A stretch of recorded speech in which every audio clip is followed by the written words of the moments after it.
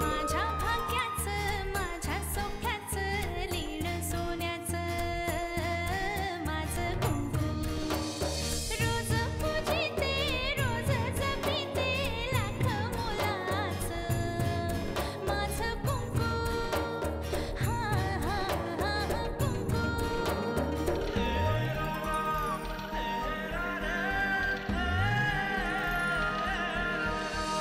मन माझे घर झाले त्याचे मोर स्वप्नाचा दारी नाचे शब्द त्याचे ग अमृताचे स्पर्श त्याचे चांदण्याचे त्याच्या श्वासाचे त्याच्या डोळ्याचे गुज सांगते माझं कुंकू हा हा हा कुंकू हा हा हा कुंकू ए पोरांनो, अरे तुम्ही इथं काय करताय? नरसिंहराव यायचे तिथं आता. ताई नरसिंगराव म्हणजे कोण ग? राजेत ते आपल्या गावचे. ओ ही जमीन माझी आहे. माझ्या कर्जाचं ओझं तिच्या छाताडावर ठोकू नका ओ मालक. कोणाची पोरग तू? सुभान पवार. नापीक जमिनीत सुपीक पीक कसं काय आलं? तिच्या अस्थींबरोबरच याचंही विसर्जन व्हावं. तिचं कुंकू.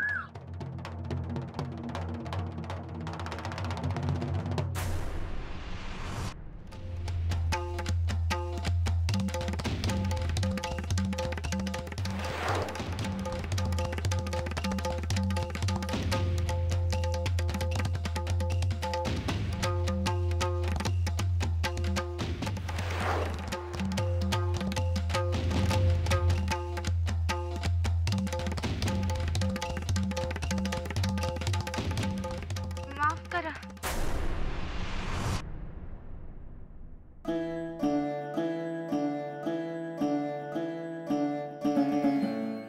आता हा कसला अपशकुन? अपशकुन कसला? चुकून घडलेली घटना आहे. साहेब, तो करंडाच पाण्यात सोडून द्या. राहू दे. नियतीला जे मान्य नाही ते आपण का करायचं? चला.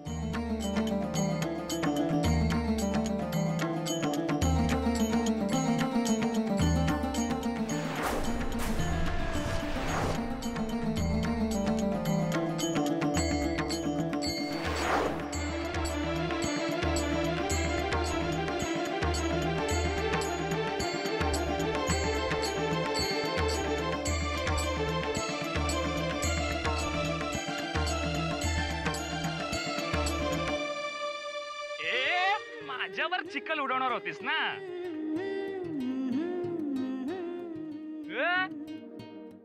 वरात कुठे तुझी? कसली वर आता? आता कुंकू भरल्यावर मग नवरा पाहिजे ना? तुझ्याचमुळे झालंय सगळं. ए जानकी, ए जानकी थांब ना. हे काय सुभान दादा? बसायला म्हणजे मी तुम्हाला वर बसायला सांगितलं होतं. नाही, मी इथंच ठीक आहे. पण माझ्या समोर तुम्ही असं जमिनीवर बसणं म्हणजे ते काही नाही. वर बसा पाहू. पोरी, हा तुझ्या मनाचा मोठेपणा आहे, पण मला माझ्या पायरी परमाना वागू दे. असं का बोलताय सुभान दादा? पोरी, जरी तुला अंगा खांद्यावर खेळवली असली तरी आता तू किल्लेदारांची सून आहे. तुझा मान तुला दिलाच पाहिजे. ठीक आहे, मी तुम्हाला नाही आग्रह करणार. पाणी पाठवलं होतं, घेतलं का? हो. अजून काही हवंय? फक्त नरसिंहराव साहेबांची भेट घडवून आण, काय बी करून. मालक, मालक, मालक, देशोधडीला लागायची वेळ आली आहे. तुम्हीच काहीतरी करा, माझा संसार वाचवा मालक. हो हो, या इकडे या या. जे काय असेल ते माझ्याशी बोला. आणि तुम्हाला आतमध्ये कोणी सोडलं? आता आलाय ना आत, मग बोलू दे ना त्याला. बापसादानी घेतलेल्या कर्जाचा डोंगर माझ्या घरादारावर उठलाय. जमिनीचा ईदभर तुकडा होता, त्याच्यावर मी जप्ती आणली. हे बघ, तू असं कर, नंतर. बापसादाने किती कर्ज घेतलं माहित नाही, किती फेडलं, किती उरलं, कशाचाच पत्त्या नाही. करू काहीतरी. उद्याच्या कर नका.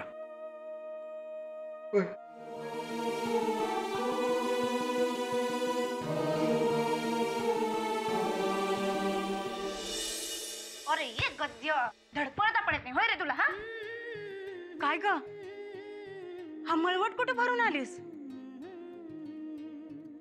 या माकडाला विचार, याच्याचमुळे झालंय सगळं. माझ्यामुळं. मग तूच म्हणलीला चिकन मार म्हणून. गप. आता गप बसा, नाही तर दोघांना बी मारीन. अगं हे कपाळ कसं लाल झालं तुझं? ये घाटावर पळता पळता एकानं धडकले ना. कोण होता त्यो? मी घाबरून पळत आले कारण ते मोठे किल्लेदार साहेब होते. काय? कोण होते? नरसिंहराव साहेब. अरे देवा, आता कसं होणार? पांडुरंग हा पोरगी नादन आहे, सांभाळून घे.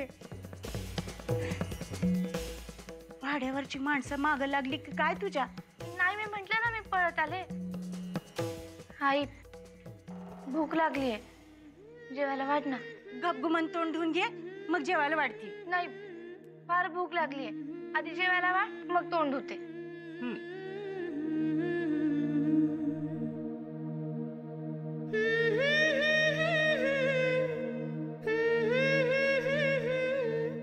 एवढंच? मला लय भूक लागली. जेवढं होतं त्याच्यात एकच भाकरी झाली. पण तू सकाळी म्हणली होती की पाणी पी, नंतर देईन खायला. हे धर, खा, तुला पण भूक लागली आहे ना? ए जास्त आवाज करू नको, गपगुमान खा, नाही तर उद्या पाण्यात बुडवी ना.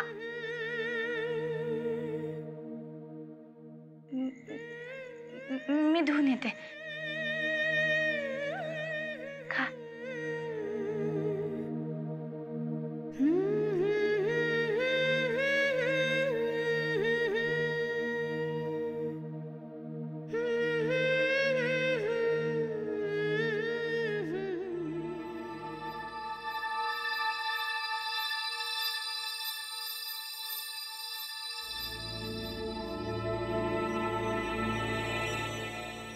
मुदत संपून 2 दिवस झालेले आहेत. आता ठरल्याप्रमाणे या जमिनीवर ताबा माझा. ओ ही जमीन माझी आहे. माझ्या कर्जाचं ओझं तिच्या छाताडावर ठोकू नका ओ मालक.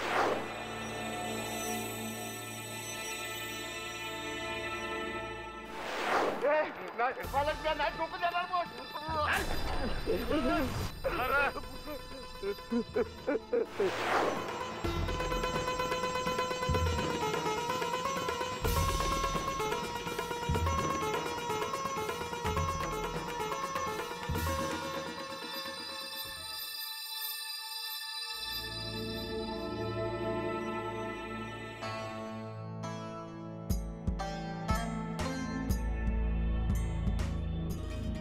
काय बघतोस रे? स्वतःलाच पाहतोय तिच्या नजरेत. कुठून आली असेल इतकी सहनशक्ती हिच्यात? उगाच का तिला गावची माऊली म्हणतात? आज तिची शेवटची इच्छा पूर्ण करताना खूप जीवावर आलं होतं. कारण ही तिची शेवटची नाही, पहिली इच्छा होती. परमेश्वराजवळ तिने स्वतःसाठी कधी काही मागितलं नाही. कायम दुसऱ्यासाठीच मागत आली. कधी कधी वाटतं राजकारणातल्या माझ्या अतिमहत्वाकांक्षेमुळे तिच्याकडे दुर्लक्ष करून तिच्यावर अन्याय तर नाही ना केला मी. तिने तो कधीच अन्याय मानला नाही. तुझ्या आयुष्यालाच तिने आपलं आयुष्य मानलं. बाहेर वाकणीस आलेत, त्यांना तुझ्याशी बोलायचंय. चल निघूया.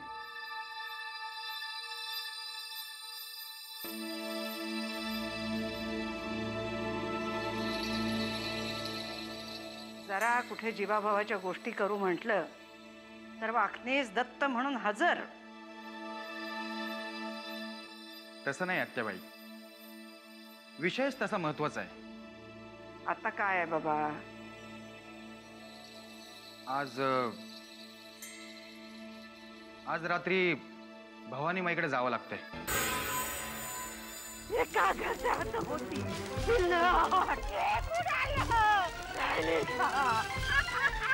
भवानी माईकडे जायचं कोणी काढलं? आजपर्यंत भवानी माईनी आमच्याबद्दल केलेली सगळी भाकितं खरी ठरली आहेत. मान्य आहे मला, पण आत्ताच का? आमची राजकीय कारकीर्द इथून पुढं कशी आणि कुठं जाणार हे जाणून घ्यायचं.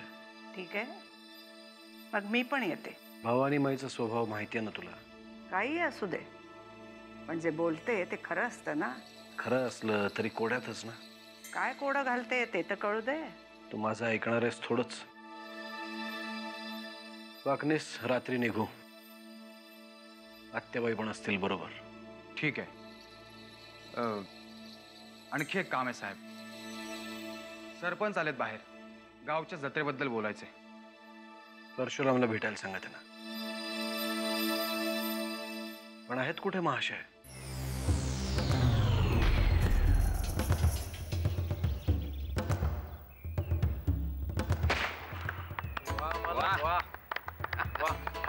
नक्कीच तुम्ही 5 पांडवांमधले एक असणार.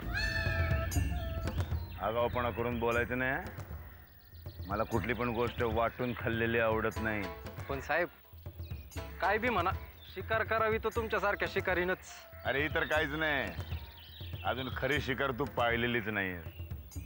उडणाऱ्या पाखराला कळत पण नाही काळीच कधी चिरून गेलं ते. वा वा. पण तुम्हाला नक्की कोणत्या जातीचं पाखरू आवडतं? उडणारं आवडते, जमिनीवरनं चालणारं आवडते, पंख नसलेलं आवडते, सगळे आवडतात. फक्त पाखरू माझ्या दावणीतला दाणा खाणारं असलं पाहिजे. आता बघ नियम माझा.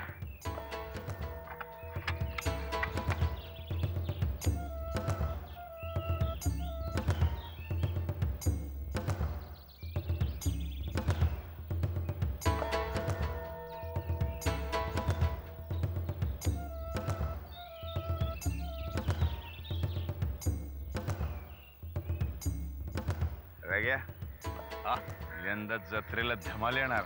धाकटं मालक, शाळा मास्तरीने म्हणलं नाही, होमवर्क न करता जर का गेला तर उगाच छड्या बसायच्या. माहिती पुरव. वनिताबाई, वय वर्ष 35. रावीबाई, मध्यम बांधा. बस बस बस बस बस बस बस. आपल्या गावात रात्रीची शाळा भरत नाही काय? आता या गावची तुम्हीच मालक की. तुम्ही मनात आणलं तसं होईल. असं म्हणतो. सुरू करतो.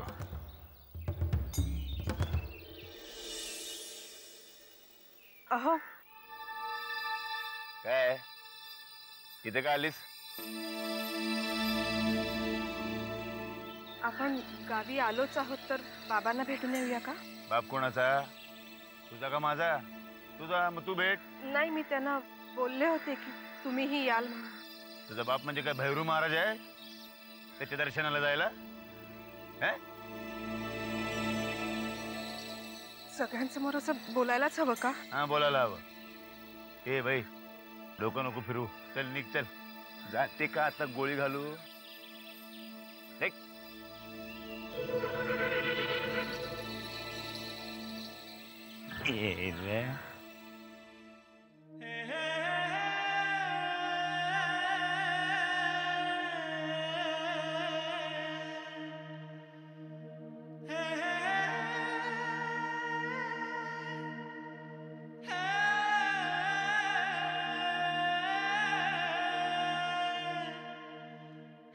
पाणी घ्या.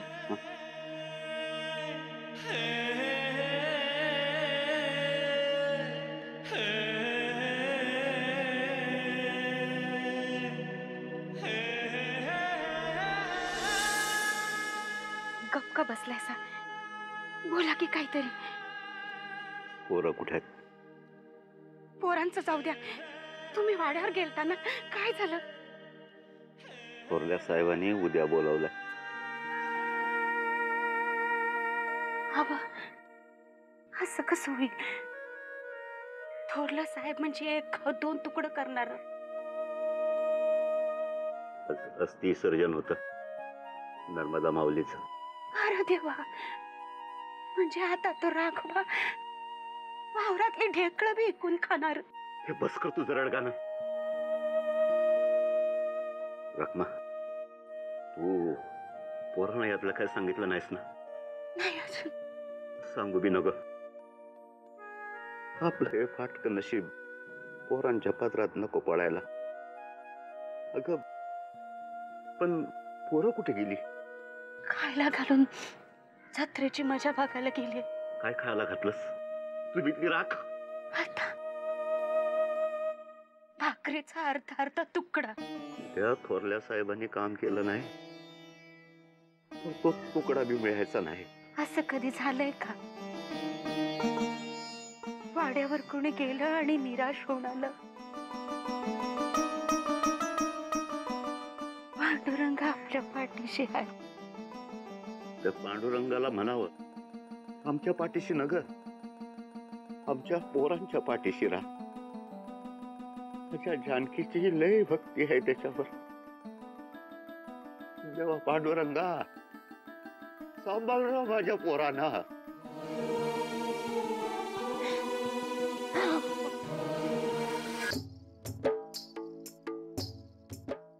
मला वाटलंच होतं तू इथं असशील.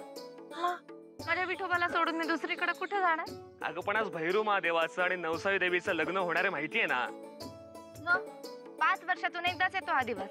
सगळे पंचक्रोशी याच दिवसाची वाट पाहत असते. हा, पण तुला भैरू महादेवाच्या लग्नाची गोष्ट माहितीये का? तुला माहितीये? मग अरे मग सांग ना. ऐन लग्नात भैरू महादेवाचं आणि नवसाई देवीचं भांडण झालं. कुठली तरी गोष्ट नवसाई देवीच्या मनाविरुद्ध घडली म्हणून ती मंडपातून उठून थेट गावाच्या वेशीपर्यंत जाऊन पोहोचली. मग देवदेवतांनी तोडगा काढला. तेव्हा कुठं 5 वर्षातून एक दिवस, एक रात्र नवसाई देवी भैरू महादेवाला भेटायची परवानगी देते. तो दिवस, ती रात्र म्हणजे आपल्या गावची जत्रा. काय रे, तुझी बायको अशी लग्नाच्या मंडपातून उठून रुसून निघून गेली तर? तिचे केस पकडून माझ्या घरापर्यंत फरफटत नाही मी. तोंड बघा म्हणे फरफटत नाही. जर नाक मुरडलं ना की माग माग करायला लागशील. हा, तिची काय टाप माझ्या समोर नाक मुरडायची. कोण बिचारी असणारे तिच्या नशिबात तुझ्यासारखा भैरुलीला काय नाही. माझी नवसाई बनायला तयार असशील तर हाच भैरू आहे बघ तुझ्या नशिबात.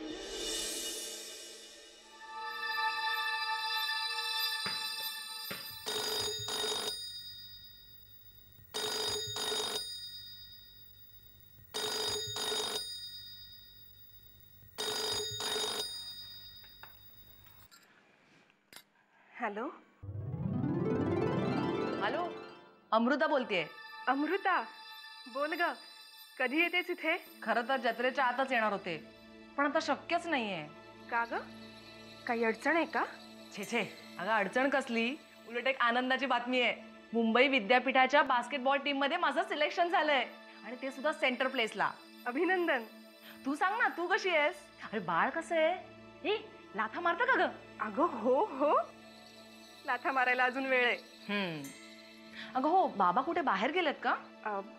हो बहुधा. त्यांचा फोन नॉट रिचेबल येतोय. मला ना त्यांना माझ्या सिलेक्शनची न्यूज सांगायची आहे.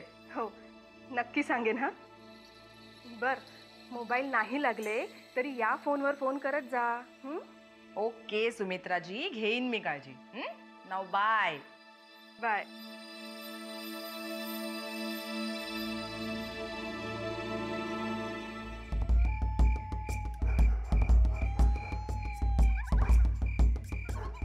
साहेब जरा हळू.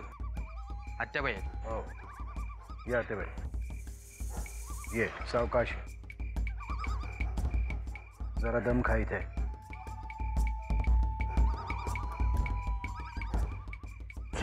चल.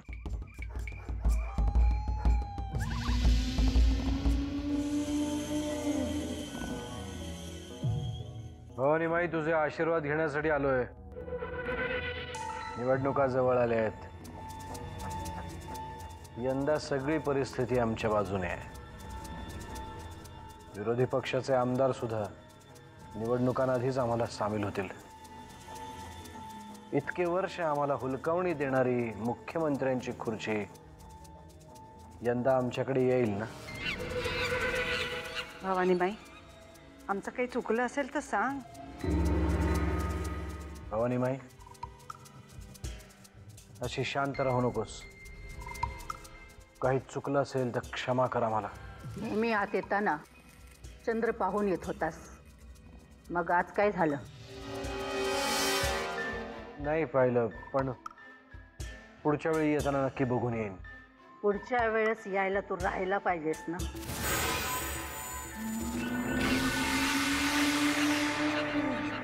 म्हणजे आज चंद्राला खळं पडलंय, आणि चंद्राला खळं याचा अर्थ कळतो तुला?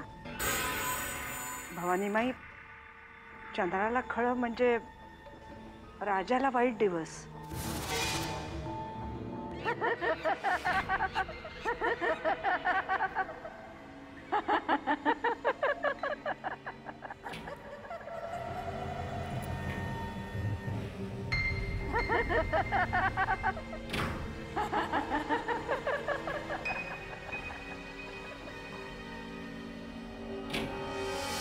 आपला राजा कोण?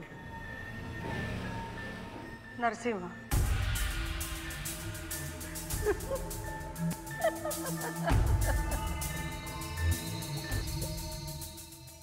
एका घरट्यात पिल्ले 8, एक उडाले, राहिले 6. झाली हिची कोडी सुरू. भवानीबाई, तुझी कोडी आम्हाला कधीच सुटत नाहीत. पण हे कोडं अगदी सोपं आहे. किल्लेदाराच्या घरात माणसं किती? 8. नर्मदा गेली, आता आम्ही 7 जण. 7? भवानीबाई, आम्ही यंदाच्या निवडणुकांसंदर्भात बोलायला आलोय. कसल्या निवडणुका? विधानसभेच्या. कसली विधानसभा? कसल्या निवडणुका? भवानीबाई, तुला काहीतरी सांगायचंय? जे सांगायचंय ते स्पष्ट सांग. तुझ्या नावाचं कुंकू लावणारी निघून गेली. ते कुंकूच तुझं कवच होतं. यंदाच्या निवडणुकाच काय, पण प्रचार सुद्धा तू पाहणार नाहीस. भवानी, काय बोलतेस तू? माझ्यावर ओरडू नकोस. त्याच्या कपाळावर सटवीने जे लिहिलंय ते सांगते आम्ही. म्हणजे मी निवडून येणार नाही की मुख्यमंत्री पदाची खुर्ची मला? निवडणूक, प्रचार, खुर्ची, तू या सगळ्यांच्या पलीकडे गेलायस. तुझ्या कपाळावरच्या रेषा सटवाईने पुसून टाकल्यात. भवानी, माझ्या नरसिंहाबद्दल मी आता एक शब्द सुद्धा कोड्यात ऐकून घेणार नाही. काय ते स्पष्ट बोल. तर मग ऐक. नर्मदेच्या कपाळावरचं कुंकू तुझ्या आणि मृत्यूच्या मध्ये उभं होतं. ते आता गेलंय. आता तुझ्या नशिबात खुर्चीवर बसणं नाही तर तिरडीवर झोपणं लिहिलेलं आहे.